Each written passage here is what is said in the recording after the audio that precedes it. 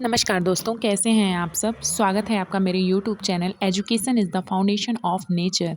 आइए शुरू करते हैं हम आज की अपनी क्लास। आज मैं आप लोगों को डचों के बारे में बताने जा रही हूँ। कल की क्लास में हमने पढ़ा था कि पुर्तगाली हमारे भारत पर कैसे आए और किस तरह से उनका अंग्रेज़ों से संघर्ष होता है और किस तरह से उनका पतन होता है। डच कौन थे? डच मूलतः नीदरलैंड के निवासी थे, इन्हें हॉलैंड का भी कहा जाता है। डच भारत में क्यों आए? सबसे बड़ी बात ये थी कि ये अपने व्यापार के लिए पुर्तगालियों पर निर्भर थे। पुर्तगालियों ने भारत के व्यापारिक मार्ग की खोज कर दी थी और पूर्वी वस्तुओं का यूरोप में व्यापार बढ़ रहा है। मतलब हमारे यहाँ से जो चीज़ें ये लोग लेकर जा रहे थे और इंडोनेशिया मसाला द्वीप से जो मसाले लेकर जा रहे थे उसका यूरोप में व्यापार बढ़ रहा था। मैं आप लोगों को पहले ही बता चुकी हूँ, पुर्तगाली यहाँ से 60 गुना मुनाफा ज़्यादा कमाते थे।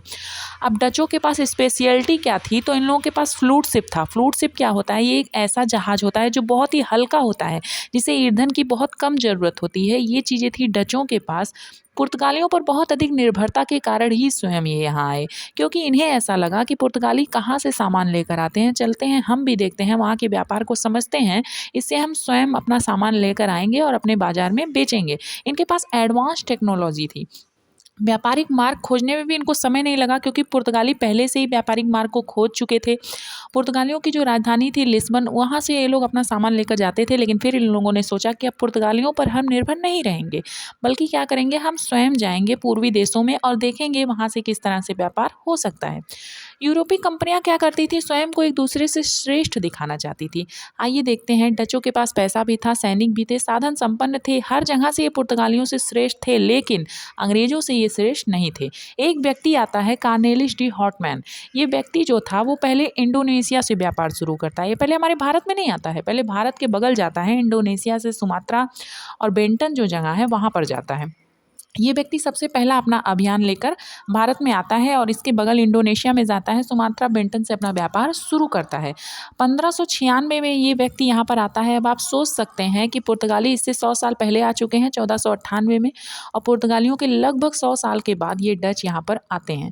1610 ईस्वी में क्या होता है कि United east India company of Netherlands ने 21 वर्षों के लिए भारत सहित अन्य पूर्वी देशों से व्यापार भी करने की अनुमति दी, इन्हें युद्ध भी करने की अनुमति दी और समय पड़ने पर संधि करने की अनुमति दी, और इनको भूमि अधिग्रहण करने का भी अधिकार मिला और किलेबंदी करने का भी अधिकार मिला 21 सालों के लिए।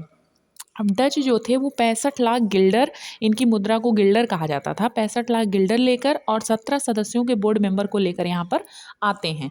तो जब तक ये नहीं आए थे तब तक पूर्वी मार्गों पर पुर्तगालियों का एकाधिकार था, लेकिन जब ये आ जाते हैं तो पुर्तगाली जहाँ जहाँ पर अपना अधिकार किए हुए हैं, अब वो यहाँ पर हस्तक्षेप करेंगे तो जाहिर सी बात है इनके और पुर्तगालियों में संघर्ष भी होगा। अब डच किस चीज़ का व्यापार सबसे ज़्यादा करते थे? तो मसालों के व्यापार में सबसे ज़्यादा रुचि रखते थे, और मसालों में विशेषतः काली मिर्च। इन लोगों ने शुरुआत की इंडोनेशिया से। इंडोनेशिया जिसे मसालों का द्वीप कहा जाता है, इसी को ईस्ट इंडीज़ भी कहा जाता है, और इस पर पुर्तगालियों का जमा जमाया पहले से व्यापार था। अब ये लोग पुर्तगालियों के व्यापारिक मार्गों पर तो हस्तक्षेप कर ही लिए, अब व्यापारिक कोठियों पर भी अपना एकाधिकार स्थापित करने जा रहे हैं। अब पुर्तगालियों के व्यापारिक केंद्र को डच लोग अधिकार धीरे धीरे करने लगे। सबसे पहले इन लोगों ने पुर्तगालियों को 1605 ईस्वी में हराया, अम्बोना पर अधिकार करके। उसके बाद जकार्ता के खंडहरों पर अधिकार कर लिया और वहाँ पर एक नया शहर बसाया जिसे बेटेविया नाम कहा जाता है, और यही बेटेविया डचों का व्यापारिक केंद्र था।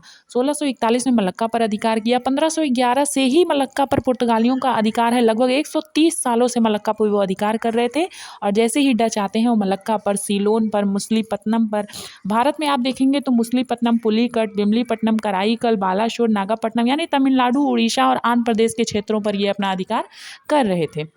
और बंगाल में कासिम बाजार और चिंसुरा एक जगह है, वहाँ पर ये गुस्ताविरा किलों का भी निर्माण करते हैं, और बिहार में पटना और सूरत जो कि गुजरात में है, केरल में कोचीन।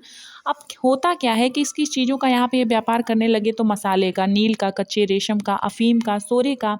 पुर्तगालियों ने डचों को हराया, डचों ने पुर्तगालियों को हराया, लेकिन डचों को कौन हराएगा? तो अंग्रेजों ने। पूछता है एग्जाम में एक क्वेश्चन कि कौन सा ऐसा युद्ध था जिसमें अंग्रेजों ने डचों को हराया था? तो वो था बेदरा का युद्ध। बेदरा के युद्ध में अंग्रेजों ने डचों को हराया। निसंदेह जो था डच पुर्तगालियों से श्रेष्ठ थे, लेकिन अंग्रेजों से ये श्रेष्ठ नहीं थे।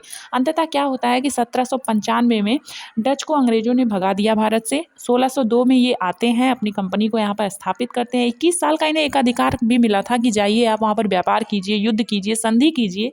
लेकिन हुआ क्या कि इनकी जो नौसेना थी वो अंग्रेज़ों से कमज़ोर थी और भारत की राजनीति में ये लोग हस्तक्षेप नहीं किए, सिर्फ़ व्यापार करने पे देखिए अंग्रेज़ों की जो